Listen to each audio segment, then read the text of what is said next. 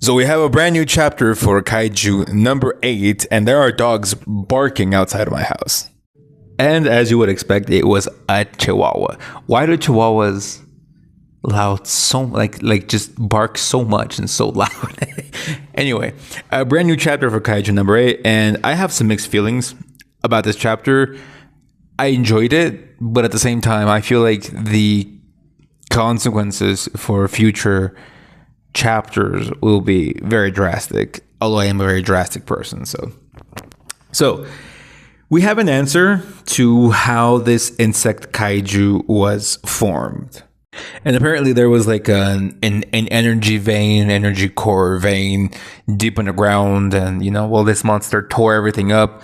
So that thing mixed with their resentment and created a non-physical but physical body without too much of a shape. That was this giant bug insect.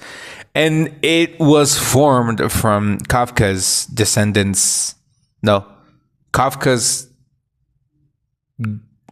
I don't know how to put it. Like it was formed from Kafka's ancestors' heart. That's a lot of possessives.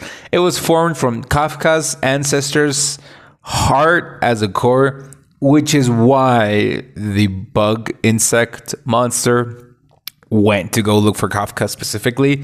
And that's why when it saw Kafka, it said, I finally found you. Because of that, because it was looking for Kafka, because Kafka's ancestor used his heart as like a core. So that part makes sense. That part is answered.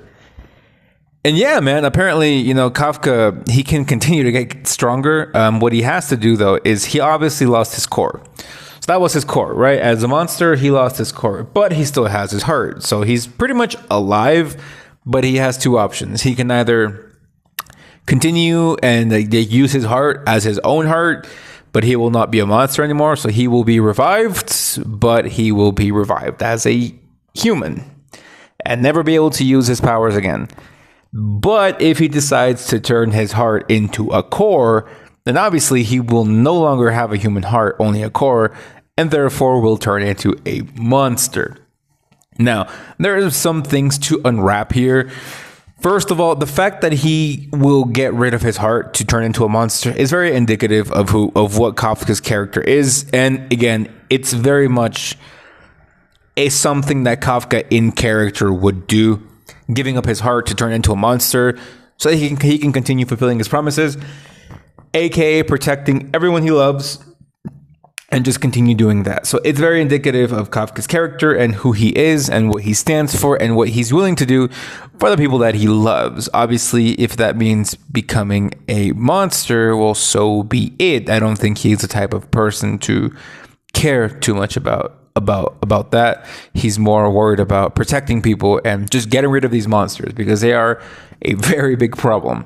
So it's very much in touch with Kafka's character, and I really enjoyed the fact that he's giving up his heart and turning it into a core. Now if he gives up his heart, that means he's no longer human.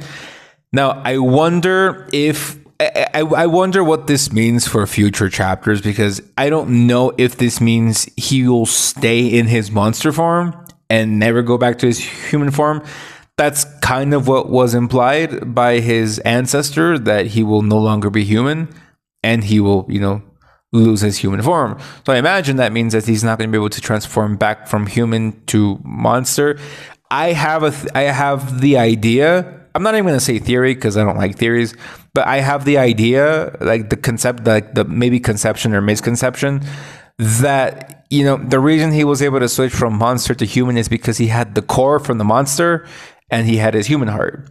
So I understand that that's the whole reason he was able to switch back and forth from human to monster, because he had both of those things. And now that he only has one, he either has a heart to be in his human form, or he either has a core to be in a monster form. And because he's giving up his heart to be to turn it into a core, I imagine that means he will no longer be able to turn back into his human form. Now, again, that's implied, and that's kind of what I understand, but I doubt that the author will get rid of Kafka's human form. Kafka's human form. I don't know if that's kind of the situation here, but I think he will get rid of his human form. If he does, that will make the manga much more interesting, because I do feel like it's getting into like a repetitive kind of cycle. Again, I understand some people may not agree with it, but I feel this way. I don't agree with the whole pacing thing, because I think the whole pacing issue is mostly because it's not coming out, again, very quickly. But if you read the manga back to back, the pacing's good. My issue is that it is getting very repetitive, and it's kind of getting down the same situation.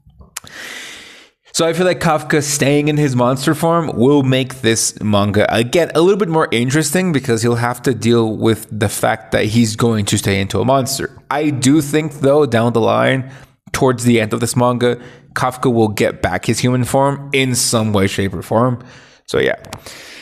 Now, I want to talk about the things that have me kind of worried about this chapter, and that is, while I like this development, and where things are headed, where it's going, I'm very reluctant to accept this, just for the simple fact of, Kafka's gonna come back stronger, and I'm pretty sure he's going to defeat number 9. And again, I don't know if I'm a big fan of that, and I don't know if I like that. Okay? Like, we got back, like, in the time that Kafka has been knocked the fuck out, we have gotten a flashback explaining more about Hoshina. We got another flashback explaining the relationship between Hoshina and Narumi. So we've gotten we've gotten to know these two characters a lot. And it's going to piss me off a lot when, after we've gotten to know these characters more, and we've gotten some backstory and some development for them, to have Kafka come back stronger and take the W. Because it's going to feel, for me, like there wasn't much point in, in giving us these flashbacks to these characters if they're not going to take the spotlight, if they're not going to take the W. If Kafka's going to come back and defeat the bad guy, it's like, I understand you want to give development, but there has to be like a substance. Like, there has to be something, you know what I mean? It has to serve for a purpose. And if Kafka just comes back and takes a W, it's going to be pretty repetitive, because it just feels like it's repetitive at this point. Like, Kafka gets stronger, he powers up, he defeats the bad guy, and then the bad guy retreats. And I really don't like that. So yeah, I really don't want Kafka to take the W, because I feel like another character should do it. Because we have Leno, who kind of didn't do much in these final chapters. We have Narumi and Hoshina, who are not going to take the W. So yeah, anyway, that's my review for this chapter. That's my analysis for this chapter. I thought it was a good chapter. I like the development and where it's headed, but I am very frightful about what the next chapters will bring. Anyway, thank you guys for watching, and I'll see y'all next time. So, bye-bye.